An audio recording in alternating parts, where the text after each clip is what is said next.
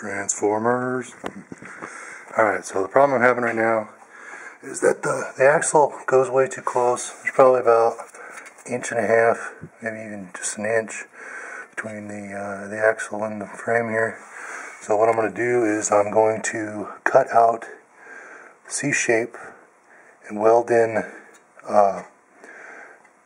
basically it's called the C notch, but I'm going to build my own. What I'm going to do is I'm going to take this I-beam here and cut it up so that it's in the shape of a C. I don't recommend this. This is just what I have laying around. It'd be easier just to go buy some C channel, but I'm doing this on a budget, so that's not going to happen. Alright, so after a lot of cutting, a lot of grinding, I got these C pieces here. These are pretty darn beefy. These work perfect. Basically, they're still hot. Basically outline them in there and then actually recess it inside so that it sticks out both sides, and then weld it around the C part.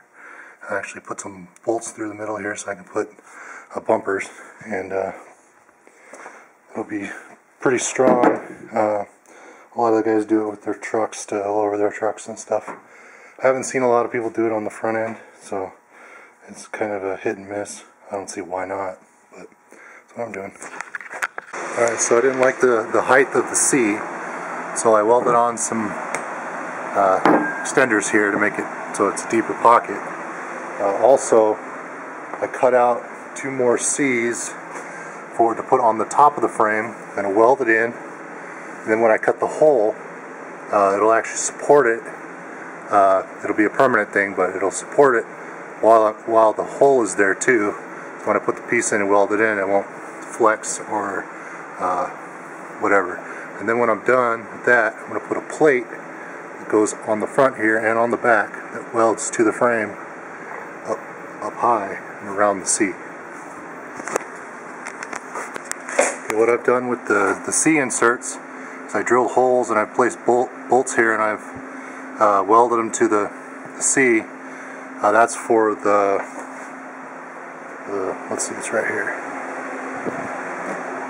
It's for the bump stop that I got out of, this is out of a Ford F-150, so it's kind of beefy. It's kind of big too. I might cut it in half later on. That's why it might hang down. Marked up the frame where I'm going to cut it.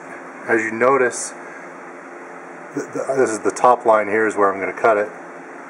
I'm leaving over 2/3 of the frame up on top intact. There's not an exact math to this. No one's, out of all the research I've done, people say try to keep some on the top. So I'm just going to go 2/3. This is actually more than that. So let's get to cutting. Okay, after a bunch of grinding and a bunch of cutting, I actually cut the brake lines on accident. It's fine, it's just this short little piece. Finally got it in there. It's all squared up, ready to weld. This is scariest part of this is doing what I just did, cutting on the frame. But you see how I have it sticking out a little bit farther? I have it on like that on both sides. That way I have plenty of lip to do the weld, and also when I put the top plate on, it comes down, it'll match up away from the weld, so I can re-weld it onto this piece again, so it'll get double welds right there. Okay, it's all welded in there. I put the bump stop in there just to show what it would look like. It's off-centered a little bit. I was hoping to get, linkage in the hole too, but I don't think that's going to happen. And it's hanging down just a little bit low. That's all going to be cut off. I just wanted it to be low enough that I could weld on the bottom here.